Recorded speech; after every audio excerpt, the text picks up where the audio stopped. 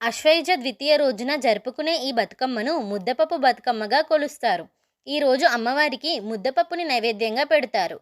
ఇందులో శనగపప్పు, మినపప్పు నానబెట్టి ఉడికించి రుచికరంగా నైవేద్యాన్ని తయారు చేస్తారు. ఈరోజు బతుకమ్మను చామంతి, సీతజడ, రామబాణం వంటి పూలతో మూడింతలుగా పేరుస్తారు.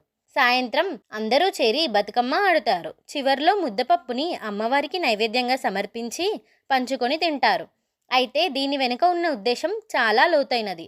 ఎందుకంటే షడ్రుతువుల్లో వ్యాధులు ఎక్కువగా వస్తాయి. అలాంటి సమయంలో శరీరానికి కావలసిన పౌష్టికాహారాన్ని అందించడానికి ఈ ముద్దపప్పు చాలా అవసరపడుతుంది. ఈ విధంగా ఆహారం ఔషధం అవుతుంది. అంతేకాకుండా బతుకమ్మ ఆహారం పంచుకోవడం ముఖ్య ఉద్దేశం. కాబట్టి ఒకే వంటకం అందరూ కలిసి పంచుకోవడం వల్ల సమానత్వం, స్నేహబంధం పెరుగుతాయి. ఈ విధంగా మనుషుల కలయికే నిజమైన పండుగ అని సందేశాన్ని ముద్దపప్పు బతుకమ్మ అందరికీ అందిస్తుంది. అందరికీ ముద్దపప్పు